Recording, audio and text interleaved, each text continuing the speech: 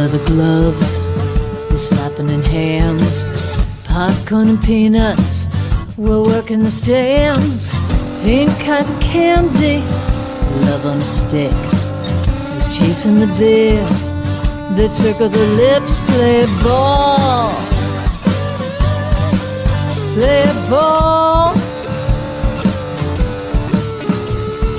Roll up the bases and smack it right over the wall. Play ball. Play ball. Good evening, ladies and gentlemen. Welcome to Laughter Saves Lives live here on Strong Island Television in Paradise Studios in beautiful Massapequa, New York. We are like right by the Long Island Railroad, LIRR. Yes, we are. And a place up here that does nails, pedicures, and manicures. Yes. If we wanted to go after the show. And pizza. There's pizza. And pizza. My co-host tonight is Roseanne Sorrentino, and we are brought to you by the law firm of Barasch and McGarry, lawyers for the 9/11 community. We're back. I'm back. You're back. I am back. Oh. I have been a disgusting mess. Disgusting. I don't know what to tell you. I've been sick. Listen, there are people sick. Let me have this. I am not as sick as there's a lot of people worse off than I get. Let me just complain for a few minutes, and then, or is that all right? Is that okay? You think? Is that? Well, I mean, I complain. Disgusting. I've been, Roseanne. We've been worried. You're not worried. Did I get one, something sent to my house, like a piece of cheese or a rose? No. Nothing. No. But that's okay, because I have good family. My wife is unbelievable rock, taking care of the whole family was sick. I had the cold. I got the whole test for everything, the flu, for COVID, for what, RSV? Is that something? Yeah, for, usually toddlers get that. Studadness. I got tested for everything. So, and let me ask you, are you like a big baby when you're sick? Yes. I wouldn't say a bit. Yes. Yes. Yes is what I would say. I figured as yes. much. I don't use the word baby, but it's like, you get me. Okay. Yeah. You whine. You whine. Yeah. I was just, even up to last night, I would have been on the couch right now. On the couch, watching the Mets if they're on yet, whatever. I went through 5 seasons of The Wire. I never saw it before. I'm on the last episode. What a friggin' show. Don't tell me you didn't see The Wire. No. Oh, my God. You got to stream. You got to watch it. All right. I mean, it's a little depressing. Baltimore, a lot of, drug addicts and drug pins and cops. But what acting. What a show. I mean, I was riveted. So I taught a week and a half ago up in Albany area. And that's, by the time I made it home, fevers and it was crazy. Had to cancel my trip to Ohio. We had a comedy show when I was teaching a class. I was bringing Rich Walk with me. Had to cancel that. Could you imagine feeling sick and then thinking I got to spend 16 hours in 2 days with Rich Walker in the car? Like you're not feeling sick enough. Then you're going, oh my God. I mean, you missed pickleball. Twice. My team went 1-4 without me. My daughter and the new boyfriend, they played 10 games in 2 weeks, and they stink. Now we're in 19th place out of 20, and I got to fight my way back next Monday. What place were you in? Well, we started out in the middle. They in pickleball, they have this thing. I don't know if it's just my league. It's called ELO, I think, and they base your rating on how you do with teams better than you and worse than you. So if you lose 11-10 to a team that's much better than you, that's much better than killing a team that sucks. Gotcha. So we were right in the middle. We started the season in the middle because that's where we finished last season. And if I end up with a coughing fit over here, don't worry about it. I'll jump right in. I can't help myself. It'll be the only time I'll get a word in edgewise. I know. That's terrible.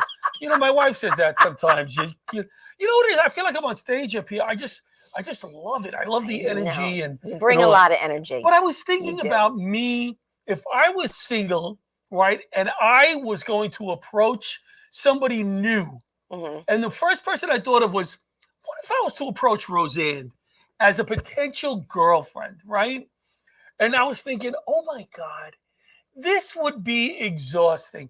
I don't want to use the word baggage, but with all the stuff you have in your life and all the stuff that I have had, I mean, how do people do that? They meet somebody new. It's like, It ain't easy, bud. It ain't easy. I can't Let me imagine. tell Like you. even at night, I'm not talking about in the bedroom I sexually know or what you're whatever. talking I'm about. talking about just going into the bedroom. Do you like a heavy blanket? Do you like a light blanket? Where do you put the pillow? I could not. How could you even get to that point? I know. It's hard. It's hard. That's why I live alone. And look at me. Do you think you could put up with they say you only find one person in your life. I found the one person not only that loves, that will put up with me. Roseanne, you get annoyed with me in like 30 seconds. Imagine me walking in the door and going, honey, I'm home. Shut up.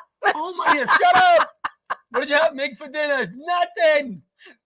Nothing. See, I don't because cook I would be anymore. asking for dinner. My wife likes to make. Roseanne probably doesn't cook. I don't cook.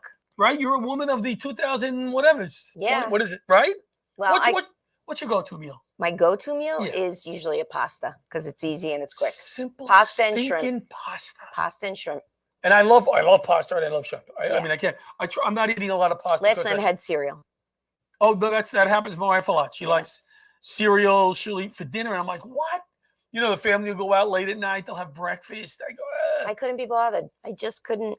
See, I like food. I like to eat. I Yeah. like to eat.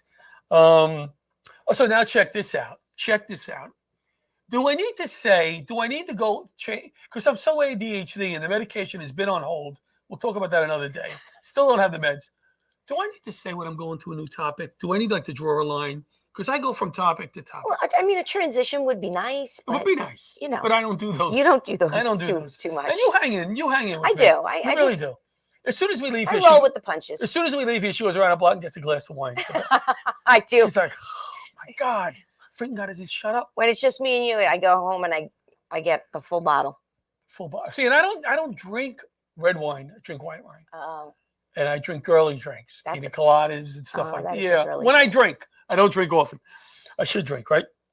So check this out. My niece, no, I guess she's my niece, not yet. My nephew is getting married. They're very simple kids. They're both engineers, just a great couple, two great kids. And it's so cool that they really respect me for some reason. You know, For some reason. Yeah, I don't get it. I don't ask them questions. Maybe they think I'm another relative. So they're getting married. They're getting married, and they call me 2 weeks ago, and I'm bitching and moaning. It's a backyard wedding. I'm not wearing a suit. I said, I'm not wearing a suit. It's a backyard wedding. And everybody's telling me, oh, I got your dress. Ah. And then I see we're going to play games at the wedding. It's a backyard wedding. I'm thinking cornhole or something. So I'm thinking I'm not wearing a suit. Then they call me, and they go, we have something to ask you. Will you marry us?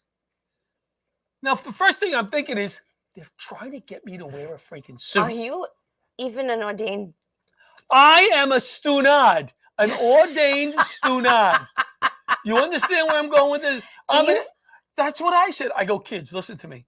Listen to me. You guys are really smart. What do you think you're doing here? I can't marry you. I go, Uncle John, in Pennsylvania, all we need to do is sign a paper.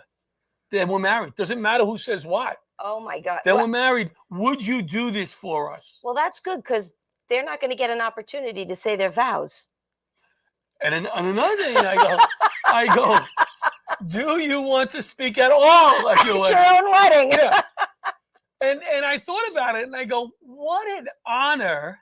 It is an honor. That's know, nice. That's very nice. And not only an honor, she was so nervous to ask me. Aw. I don't know why. We always get along so great. She's such a sweet kid. So nervous to ask me. And I said to them, I'm a wreck over this. You know, how can I say no, though? If this is important to you guys, how can I say no? That's nice. So, Oh, do we have to call you Father John now? I don't know. I don't know what's We going call on. you Padre? What do we call you? Now I have to wear a suit, though. Now you got to wear a suit. 'Cause the But you pictures- could bring a change of clothes. I was going to, but I have this thing that I bought 2 years ago. I was going to wear it to the Oh, no, not that that suit. funky outfit, no. the red shirt with Oh, the crazy no. jacket. to officiate a wedding? Okay. Come on. See what I mean? This marriage would not work. Would not work. And I told my wife, I said, if I was, asking, and she started giving me advice, saying, "Listen, talk to her about this." And she's thinking maybe I'm going to jump ship, my wife, and this is her opportunity. So, God bless God. you. So yeah, God bless your wife. So I missed my pickleball. Yep. I missed the pickleball. I missed the camaraderie, number one. I have a lot of fun. I missed the exercise. So today is Grandbab's Day, where I have my granddaughter, she's 2.5 years, whatever, right now. So we decided, let's bring it down the park. I have the energy for the first time. Let's just bring it down the park.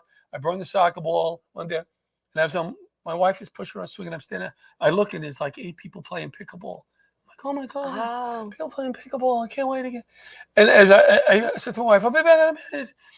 And I walk across, and I'm at the fence like this. Did you have your little paddle? I didn't know. And I go, hey guys. Your paddle's over here. Yeah. So hey, how you doing back there? How you doing? And they're like, oh, good. Like, who the frick is this guy? I go, I play pickleball. I'm just being sick. Like, I can't wait to play again. That's nice. Can't wait to play again. All right, pick it up. Nothing. No. Can we just like yes. Ann is watching and she Hi, says Ann. hello. So hello, Ann. Hey, Ann. Thanks for watching. Can we do our pickleball segment, because we kind of did it already, but we didn't play the music, and the music is so much fun.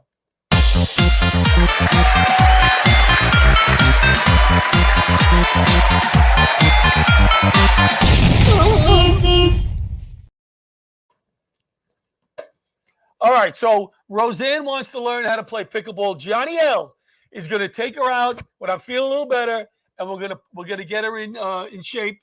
The new season starts end of October for the league I'm in. Is this indoor or outdoor, by the way? This is indoor. I'm playing. Thank goodness. And a really nice court. I don't like the cold weather. And can we throw up our flyers, guys? Did you? I know I sent them late. All right, so this is the big show. This is Friday night. Mondays at Racine. They do wonderful work for cancer patients. They do. Who are going through chemo, makeovers, stuff like that, right? That's in the town where I live. Yes, but the show is in Belmore. Right. I still have tickets available. I'll give you a free ticket. Bring some paying people. Please, we want to get some more people in the door for Friday. We have a few more other shows coming up. This show at the Sayville Fire Department, great night. And one of the charities that's going to benefit from this, Fight for Firefighters. Those are the guys that build the ramps for disabled firefighters and family members. We've written them a few checks already. They always say the same thing. John, don't come near our work site. You don't know what the frig you're doing. Mail us the check. So that's what I do. I mail a check and I stay away because I don't know how to hammer well. I don't know how to whatever. What else we got coming up? Some other biggies. This is going to be a big one. We just added Claudia Baravita to this show. Big show in Northport at the theater for a few charities that deal with mental health for veterans and first responders. Big show. That's a big deal. 400-seat theater. Wow. And is that it? That's all we got. All right. We're going to go to break. We're going to come back with Kate Levy. Break.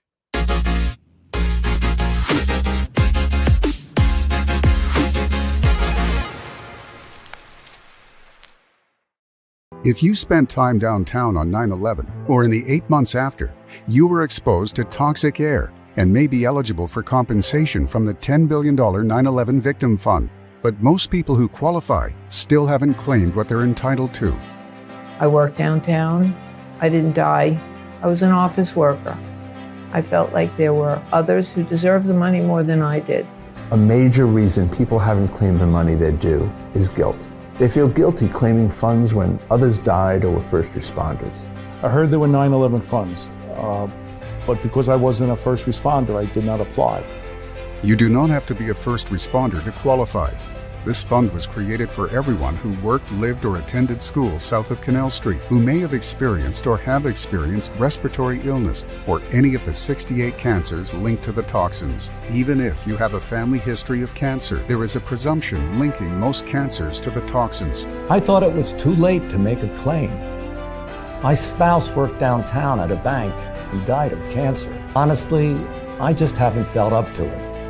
The government's $10 billion Victim Fund and Health Program have been permanently extended. You just need to have been below Canal Street on 9/11 or at any time in the following 8 months. To see if you qualify, call or go to 911fund.com to speak to a representative of Barasch and McGarry, lawyers for the 9/11 community. There are many reasons people who are eligible for compensation are not stepping up to claim it. To those who are holding back, I would say just take the first step. Ask for help.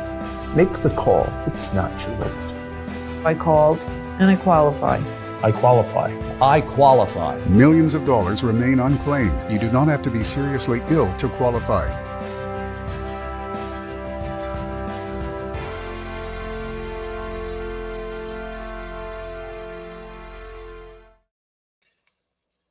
And back. we're back with Laughter Saves Lives. Live. Pound it out again. Pow! You got to pound it. Boom. Because I'm so excited. I'm so excited we're here. So excited to be sitting here. And I'm so excited to have my friend Kate Levy on. Bring out Kate Levy. Oh, Kate, you're still on mute. There you go. Thank you so much, Kate, for being here. Thank you for having me. People, you know, we have a bond, a 9/11 bond, and you know, you lost your dad on 9/11, and I only bring that up because he deserves the mention. Lieutenant Joseph G. Levy. Read a little bit about him. Good man, and he definitely did something right with Kate, because you didn't sit back and say, oh, you know, I lost my dad. What am I going to do? And I'm lost and blah. You just have done some great stuff, and you're an inspiration. Thank you. I'm glad I could call you my friend. She doesn't call me her friend, but I'm glad I can call you my friend, Kate.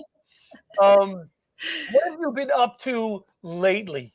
Yeah. So just more recently, I've been very involved in 9/11 Day, which is an organization that has made 9/11 a national day of service. And it was started by Jay Winnick and David Payne. Jay lost his brother on 9/11, and he was a volunteer firefighter. The two of them done really incredible stuff to making this a national day of service, and I've become an ambassador for them, and really have feel really inspired by it, because I think, you know, when we think about educating the next generation about 9/11, I think it's important, you know, to show and to honor that day, especially people who are like, we know, what can I do by doing good? Just like how so many people did that day. And so I did a moment of silence at the Intrepid. So their big thing is doing meal packs on the Intrepid. They're all across the country. And then I actually was able to do my own service project with kids and families in a park in Tribeca for the second year in a row. And all those stars last year that we made, we made stars with Stars of Hope, which is an organization that brings healing and light and love to areas affected by tragedy. And so last year we made over 100 stars and donated them to children's hospitals and veterans hospitals. And we're able to do it again this year. And yeah. Love it. You know, I know when 9/11 rolls around, a lot of us don't know what to do with themselves. When that calendar turns to September, there's just a weight. You're walking through mud. And for me, it's, I don't know what I'm going to do on 9/11. Every year, it's like, I don't know what I want to do. Did you find that there was a lot of people who felt like that? And what you're doing now seems like a really cool way.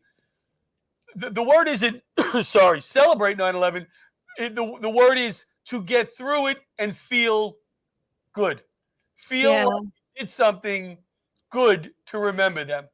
And it sounds like what you're doing is something that people could do with that with. Excuse me. Absolutely. Thank you. Sorry. All good. Yeah, I think that it's important, like you said, especially with kids today. And I was a teacher for many years, and they were not born when this happened. And it was, they don't really understand. And I love that it is a national day of service now, because Definitely. and they need to understand why that's important, you know, how the communities banded together and did whatever they needed to do. So I applaud you for doing that and bringing that message to kids, because it's super important.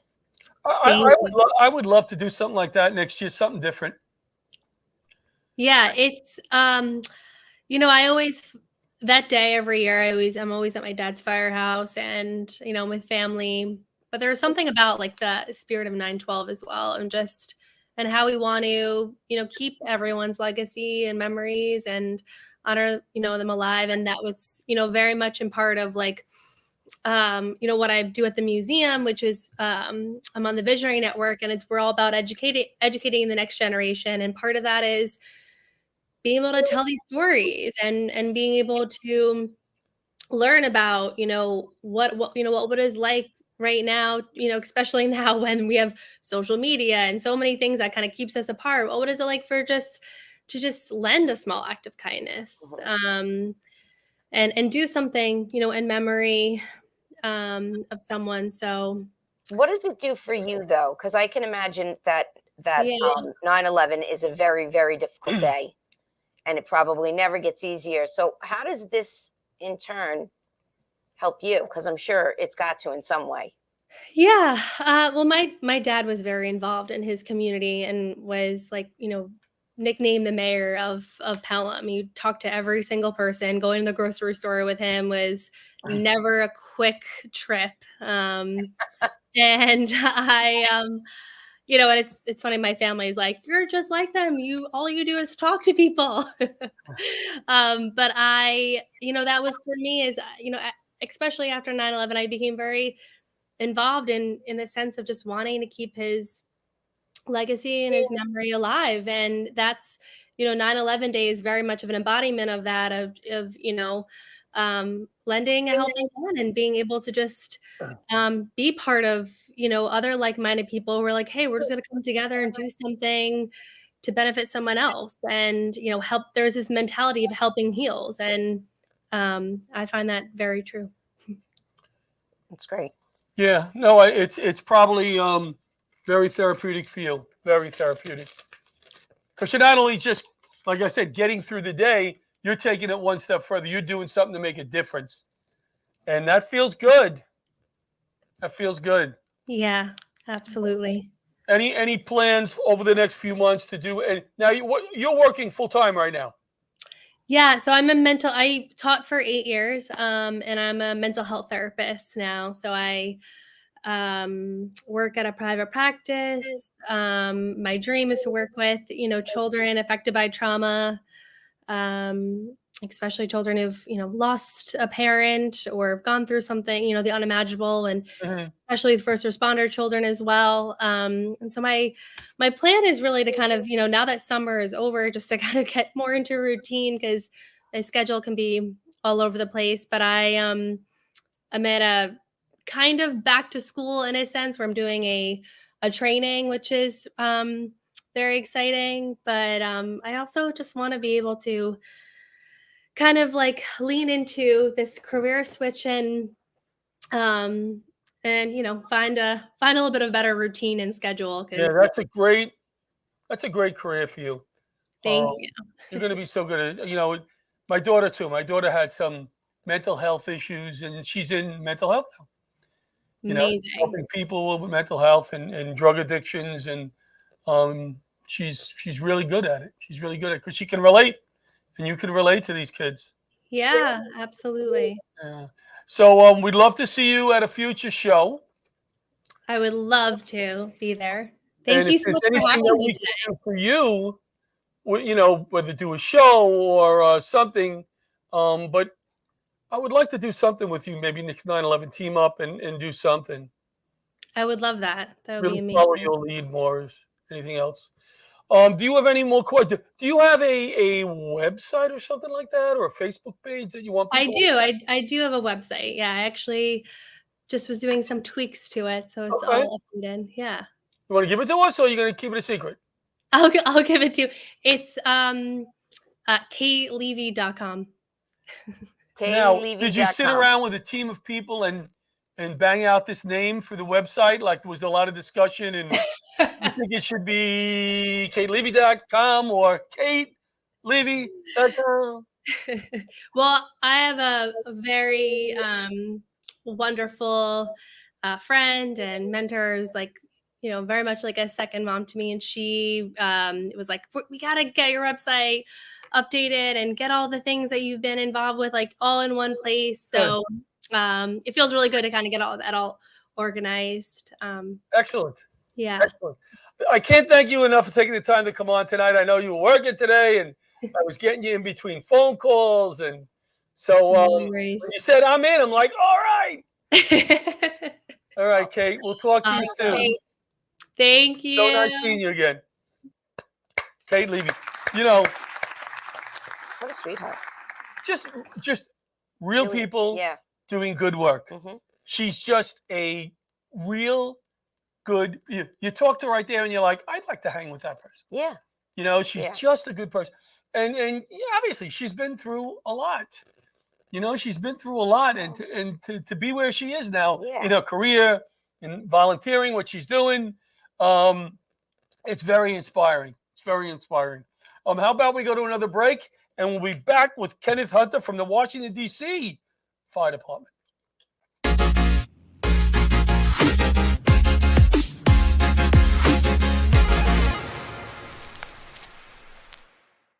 Hi, I'm Arthur Lee, founder, CEO, and inventor of LifeVac, a simple rescue device that could save a child's life in a choking emergency.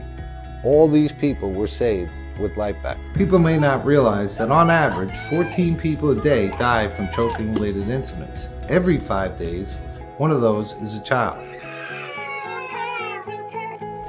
As simple as place, push, pull. To learn more, please visit lifevac.net. And we're back with Laughter Saves Lives. Live! Bada bing! I've only had one coughing fit. Yeah. So far. And it wasn't even bad. Wasn't bad. I had to run outside, went into the pizzeria, cleared that place out. I said, excuse me, I have to cough in here. Great guest. So now we bring out a gentleman who I have not met until tonight, really. I've been supposed to be calling him back, and I haven't been feeling well. I've been crying. I've been laying on the couch. I don't feel good. I don't feel like talking to anybody. Whining. Are you like that? Like when I don't feel well, I don't. Normally after 5 o'clock at night, I don't want to talk on the phone. I don't want to talk on the phone. If it's somebody that I know I have to pick up, I will do it. Once I start talking, I'm fine. But I'm not good at the phone at night. And now that I wasn't feeling well, this poor guy Kenneth, he's calling me, John. He's been so patient. So let's bring out Kenneth Hunter from the Washington, D.C. FD and EMS department. It is Kenneth Hunter. Where are you, Kenneth? Are you hostage right now? No, I'm actually working from an undisclosed location. So undisclosed. Ooh, I like that. Right. No, I'm sitting in my basement. I like that. Are you on your phone? Yes, I'm on my phone. Can you turn it sideways? See if that will flip. Hey! Oh, okay. Hello. Better. All right. You hold it with the other hand. I don't want my finger to be on it. What does Kenneth do for a living? You are diversity/equal employment opportunity manager for the Washington D.C. How do you say the department? I'm saying it wrong. FD and EMS. The DC Fire and EMS, Fire and Emergency Medical Services. Okay. All right. So now that sounds like you should be at a clandestine location. This job. What do you do? I actually. Well, you want the official explanation or what I do? Well, you're talking to a student. You know what a student is, right? Very educated woman, very educated. She was an assistant principal. So you're going to probably tell us what you do, and it's going to go over my head, and she's going to sit there and go, oh, yeah. I get it. Well, in my role, I help the department with this diversity efforts in terms of bringing people in. I look at demographics.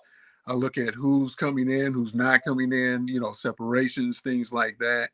And on the EEO side, the equal opportunity side, I listen to complaints for the most part of the day. Complaints from everyone? From everyone.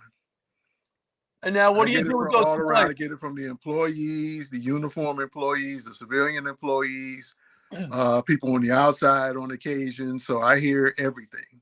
So I'll give you an example of something that happened when I was on the job, and you tell me if I would have a valid complaint. Okay? I'm talking about somebody who I worked with. He's the guy that's calling you to complain. He comes into the firehouse one day, and he has a little medical affliction where he shakes, right? Mm-hmm. So he sits down for dinner, and we're eating, let's just say, hamburgers, some potatoes, and peas. And every time he picks up the peas on his fork, they come rolling off his fork, right? Because he's got the shakes. So he looks at us, and he gets very angry, and he says, "Don't ever make peas again." The next time he worked, we had only one thing to eat, a big bowl of peas. Everybody got a big bowl of peas. Now, would he have a complaint if he called you? No. Because peas aren't a protected area, unfortunately. All right. And I would probably advise him just to get some mashed potatoes and mix them in, and then he won't have to worry about it anymore. He was That's a good answer. That's a good answer. He was a great sport about it. You know, after he yelled at us, we all started laughing, and then we ordered pizza or something. Okay. All right, so you guys break each other's chops. relentlessly. Now, I have a question. Yes. Has that changed? Has that changed, Ken? I don't think. Because I remember even being in education as teachers, we could really break each other's shoes and have a good time, and then at some point it switched, and you had to be very, very careful. You couldn't really joke around. Because some of it is good fun, and some guys went overboard. I didn't like that either when I came on. Some guys just were relentless on the probing. To the point where who knows if this person's having problems at home. Now he's coming to work and he's getting hammered, and it could be very stressful. Exactly. And there's nothing wrong with coming to work and joking with people. I mean, you have to kind of break it up at times. Sure. But some people cross the line, as you just said, and that's when it becomes a problem. I always found, Ken, that it was the people that didn't know how to make someone laugh. They didn't have that sense of humor. So they used this breaking your... Can I say breaking your balls, Bob? Can I say that on the air? Did. Am I allowed to say breaking your balls? You did. Yes. So they use this, but relentless, that definitely crossed the line and was not healthy. That's correct. Yeah. Now, what do you do with those situations? What do you handle it directly, or do you pass that on to someone else to handle it? Well, I handle it by myself, and I have someone that works for me now. I just brought someone on. Before the last almost 3 years, I was doing it by myself, so I was doing everything.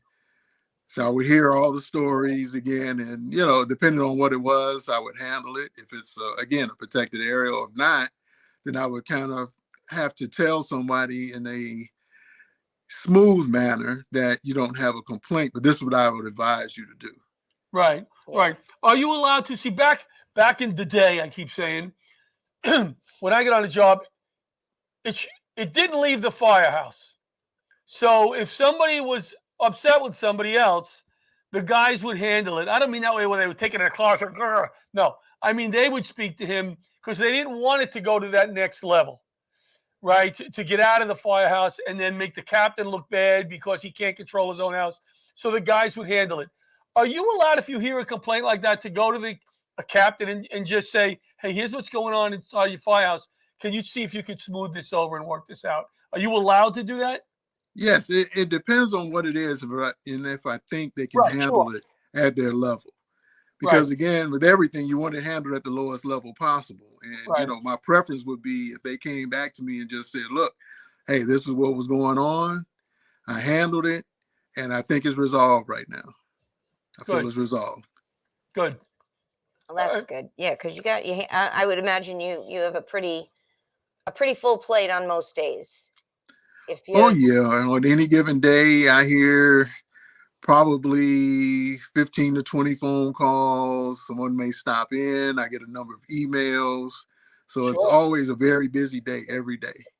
And how big is it? How big is the people that you hear these complaints from? How big is the department and the civilians and everything? Roughly around 2,000 members.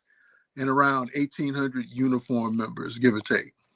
About around 4,000 people that could potentially. No, only 2,000. Only 2,000. 2,000. 1,800. Oh, I'm sorry. About 2,000 people that could potentially pick up the phone, send an email to you, and complain. That's correct. So how do you de-stress?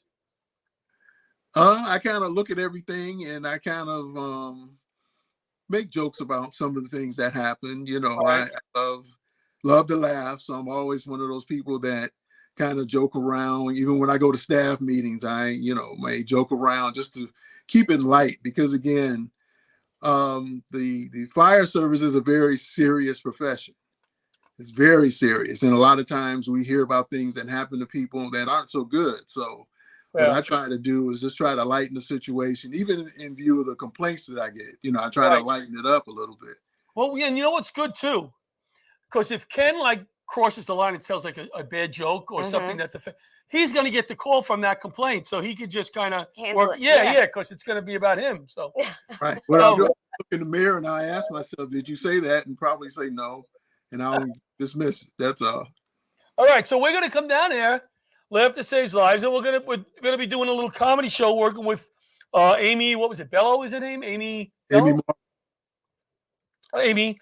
And we're starting to get this Washington D.C. FDEMS Foundation back off the ground. It's been kind of dormant for a while from speaking to Amy, and she said, "Listen, we have somebody in the department who wants to get on stage." Now, Ken, I've been at shows where this has happened. Sometimes it can be disastrous. So, Ken, is there anybody in your department you think who can do this and handle it? Yeah, I think there's one guy that could probably handle it. What would his name be? His name is Kenneth Hunter. All right. So Kenneth is going to take the stage. Does everybody know you like this? Everybody know you? Pretty much. Yeah, I'm known around the department. Everybody knows me. All right. Mr. Hunter. Now, Amy says, "Oh, he wants to do 15 minutes. If you've never been on stage, that's a long time. 15 minutes is a long time. So what I want to do is with you, let's get a tight 5 minutes first, see where we're at. And then if you're cooking, then we can add a few more minutes." Yeah, you got a joke already? You got a bit that you're working on? You got one in the hopper? That you could throw out at us? I mean, I could really talk about things that I do, because again, everything that I do tends to be funny in some respects. And so one of the things that happens that I have to deal with is people who come in who get caught up in the, let's say, entanglements, for lack of a better word. And so what happens is I have to talk to them, or I have to interview them to find out what happened. Relationships? Inappropriate relationships. Inappropriate things. So do you ask them to bring drawings, or how do you get through that? No, I just ask them what happened. Are there dolls involved? They just say, "Well, Mr. Hunter, it just happened." Just happened. It just happened. And so my response to them is, well, you can happen to get hit by lightning. You can happen to get hit by a car. Struck by lightning. You can happen to get hit by a car. You can happen to wear a bad outfit. But you just can't just be out there walking along and say, "Oh my goodness, look at that on the ground. I'm going to pick it up and take it. That's mine." That just doesn't happen like that. Right. And for the ladies, they do the same thing. Ladies come in, they have those inappropriate relationships too. And I tell them the same thing. And "Well, Mr. Hunter, it just happened." I say, "No, you're not walking around with your girlfriend and you guys looking around like, look, girl, they growing wild. Ooh, I'm going to get one. Oh, well, girl, I'm going to get two. Because why? Because girl got to eat too now." Well, you know what? That's a good premise, right? That's a funny premise. That is. All right. So I would write stuff down, write your punchlines wherever they are, add some funny stuff in between. But I'm looking forward to seeing you up there and having some laughs with you that night. Yeah, I'm looking forward to it. Worst case scenario, I go back to what I was doing. Oh, yeah. Well, you definitely go back to it. That's it. And you'll be getting calls the next day, all kinds of complaints about it. Right. And then I'll get complaints about myself, and I'll look in the mirror again and just ask myself, did I do it? And I'll say, of course I did. Well, he seems like the perfect guy to handle that job. You seem to have a really nice personality, and I'm sure you do a great job at what you're doing, because that's not an easy job. No, it's not, but I have fun. Frozen. That's the main thing. I have fun doing it. That's the main thing. We got to laugh. We got to laugh. Right. All right, Ken. It's a pleasure meeting you. Yeah, pleasure meeting you you. both, and thank you for the invitation. Absolutely, and thank you for taking the time. We'll see you in a few weeks. All righty, take care. Get writing. All righty. I'll talk to you. All right, so that was Ken Hunter. You know, we did a show, Les Deegan and I, in Manhattan last year. And the guy it was a wonderful organization that does meetings, and every meeting is a different fundraiser. Every meeting they have a different fundraiser. The meeting is for a business and networking and all of that, right? So the guy who ran it walked in the door, and he said to the lady from Stand Up New York, who was the manager that night, I was kind of running the show and emceeing, but, I'd like to go up. And she was like, no, in the beginning. And then as the night went on, right? Yeah. The show's over. And he grabs the mic and gets on stage. Oh, boy. For 20 minutes of drunkenness. You know what I mean? And nobody could leave because he was like the boss. Oh, boy. It was horrible. It was horrible. It really was. I wouldn't want Ken's job. All you're doing all day is listening to silly complaints. Oh, wait, I did that. I was an assistant principal. And a mother. Oh, well, please. I'm loaded with the silly complaints. Stupid complaints. But wonderful kids, yeah. Now they just make fun of me. Yeah, I'm so there. They just make fun of I don't know about you because you're I so say. smart. But sometimes I just feel like a piece of wood. I'm sitting there and I'm the stupidest person in the world. Well, I'm just the punchline. Like they have their own little things and they laugh with each other. And so I know it's because of me. Hey, John's watching. Good to see you, John. Hey, buddy. That's nice. John has healed.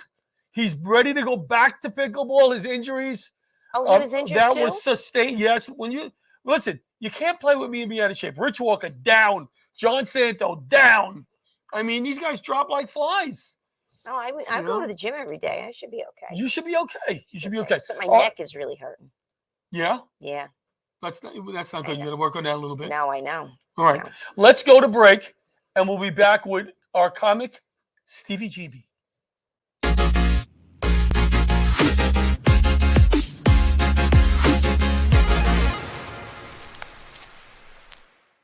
Zwanger Psiri has been delivering a true patient-centric experience for the past 70 years. You can always expect to be cared for with compassion, scanned on the latest technology, and a highly trained subspecialized radiologist to interpret your images. Oh, is that our short commercial? Oh, that was our short one. That's the short one, right? I was just talking about my neck surgery. Yeah. Usually they go, remember, it's the short commercial. We didn't hear. We're talking. He's screaming. I'm screaming. Even on the breaks, I'm screaming. Oh my God, he's screaming. There's an echo. You're echoing. That's not an echo. I talk really fast. It's like you hit me twice. Let's bring out our comic, my good longtime friend. I said old friend the other day on Facebook, and he attacked me. So longtime friend, not old friend, Stevie JB. Hey, Stevie. How are you? It's good to see you guys. So first of all, apologies for calling you my old friend. It was listen, from the heart.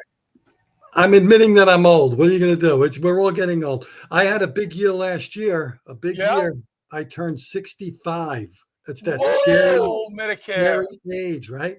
But what I learned, Roseanne and John, is you ever see those surveys, the questionnaires where they have the ages 20 to 30, 30 to 40? 65 and over. Over. There's no 65 to 75. Why does it have to be over? It just feels so. It's so final. Dude, that's old. That is rough. I'm gonna be this year I'm going to be 66. What's that?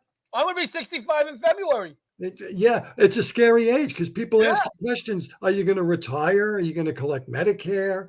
Now I got my childhood hero, Joe Namath, is trying to sell me Medicare Advantage plans. My other hero, Tom Selleck, is trying to sell me a reverse mortgage. I'm ready for Mr. T to try to tell me erectile dysfunction medication. You know, I pity the tool. That's a pun. I'm sorry. But I got another thing. You know, everybody's talking about COVID. You had COVID. Everybody's complaining about COVID. I found some good things about COVID, right? It gets you out of seeing people you don't want to see. It's true. I had COVID 17 times, John. 17 times.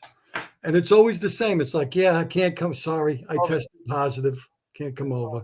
No. But listen, tell everybody happy Thanksgiving. And while you're at it, Merry Christmas and Happy New Year. Yeah, I got long COVID. Send over a plate. I always end with send over a plate.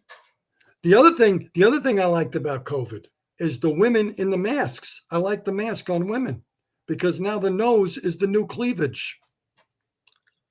Nice.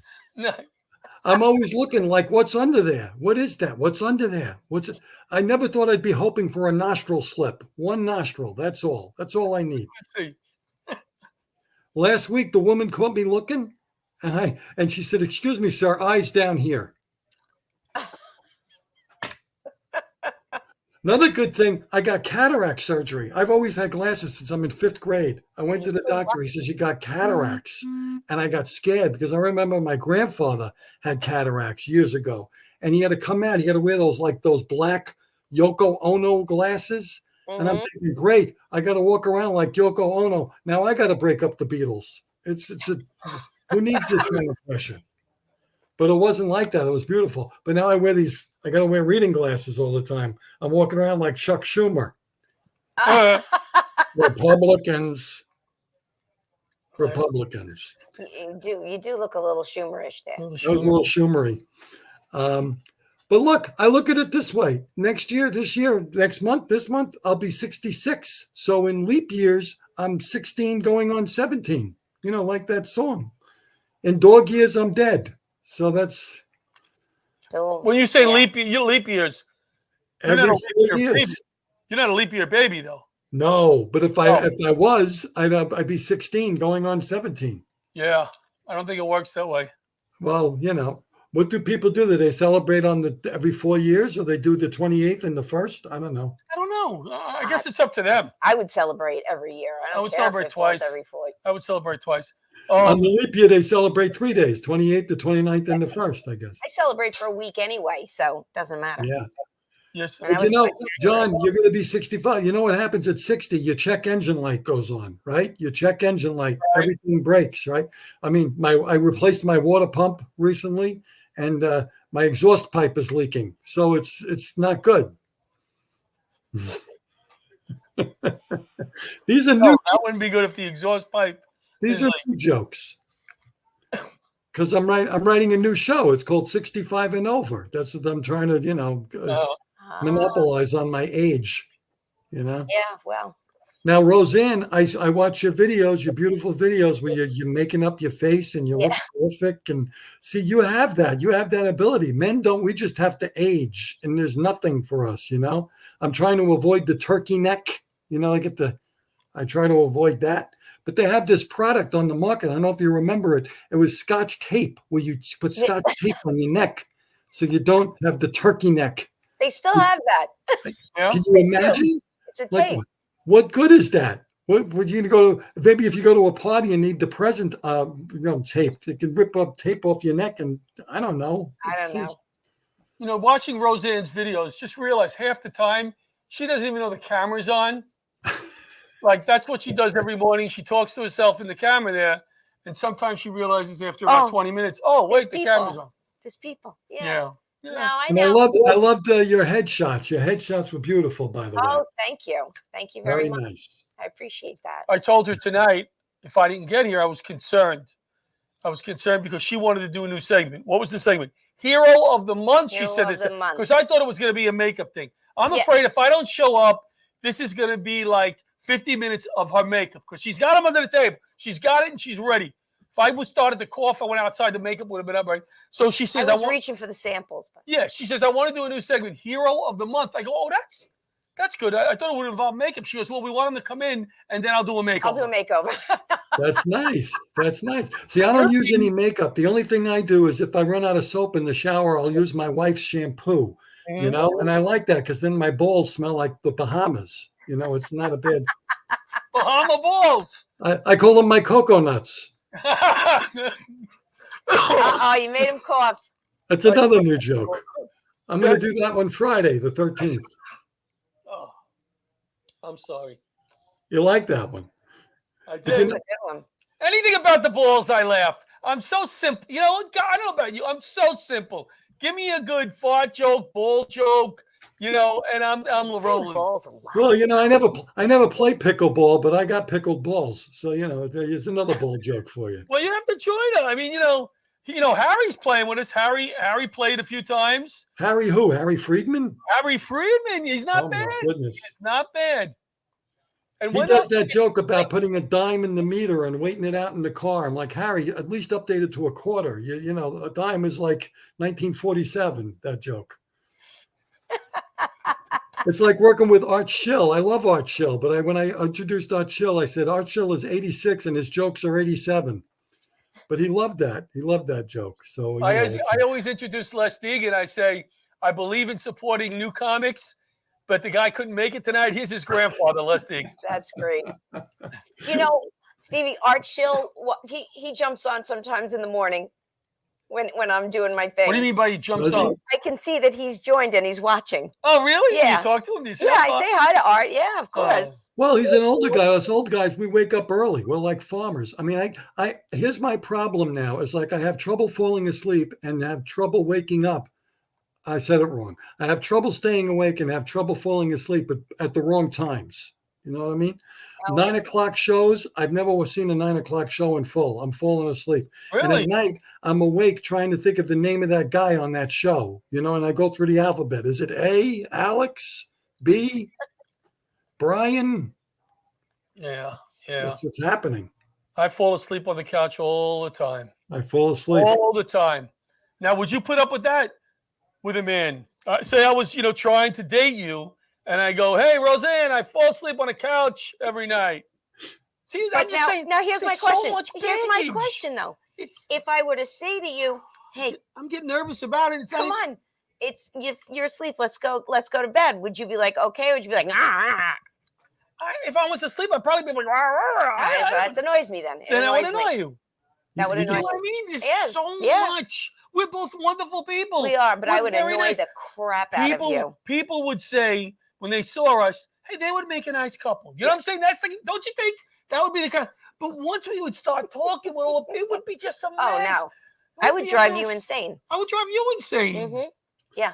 Oh, I'm sorry, Steve. That's like that new show coming out. What is it? The Golden Bachelor. Did you see this was coming out? I want to sign up for that next year. I didn't know it was happening. I want to be on the Golden Bachelor. Did you see some of the women in this thing? Oh my goodness! I'm like, I got to stay married now because there's nothing left out there. That's why I said I want to be on it. I saw the will. I was like, I could do that. Come on. Yeah, and you would win. You would win immediately as soon as you got out of the limo. They'd be like, "That's the one." I was listening to FAN this morning, and they were talking about a game show. It's over in England. It's like the dating game, but everybody is naked. The host, the woman or the guy who looks at the dates, and they put them in a tube, and like they'll start with just their neck, and they ask certain questions, and the tube rises, right? And it came back to what's the difference? As soon as the guy came up and they saw his junk, right? Whoever was that would be the winner. That was winner. Right, there we go, winner. What do you like about him? Right there. Well, unless the woman says, I got a little question for you. Just a little question. Little question, yeah. A small part, But see, I have a show right now. It's being pitched out in LA. It's about laughter saves lives. And the wonderful people we meet, the volunteers are different. It's a nice show. How can I compete with total nakedness? You could do it naked. That in America. That's what show would you watch? You had one choice. I wouldn't watch that. You wouldn't watch the naked show? No. Okay. No. Good. Me neither then. Not everybody should be naked on camera. No, that's for sure. Well, was it? Remember the Seinfeld episode? There was good naked and bad naked. Yeah. Yeah. There's good naked and bad. You're doing a lot of shows. You're doing a Laughter Saves Live show coming up. I am. Gabriel's show. Yes, Friday the 13th. Good luck with Friday that. the 13th. Good luck. Ooh, it's a good day. Yeah. Where can other people find you other than that? Well, I'm going to be at Miller Place at a little restaurant called CP Lomano's, which is a nice little room. That's on November 17th. November 10th, I got my one-man show, 65 and over. I'm doing it at South Shore Theater in Lindenhurst. Beautiful. We wish you luck with that, buddy. Thank you. Thank you for taking the time to come on. Always funny. Always Stevie GB. Good to see I you. will see you Friday. I'll see you. All right, so we're done here tonight. We got through with only 2 coughing fits, I think. We did. 3 coughing fits. Yep. You were wonderful.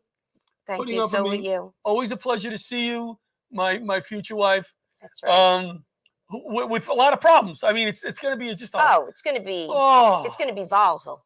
It's volatile. No, it won't be volatile. It'll be a lot of this. You know, that kind of thing. It won't be nasty. No, not nasty, but it'll we be like like, each other. Yeah. So we'll be back next week with Laughter Saves Lives. Hit them. Live. Good night, everybody. Good night. Good.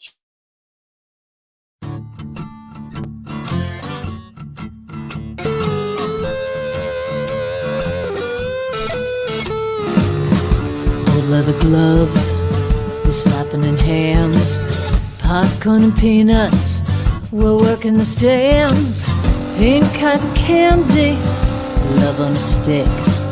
Was chasing the beer that circled the lips. Play ball, play ball. Roll up the bases and smack it right over the wall. Play ball. Play ball.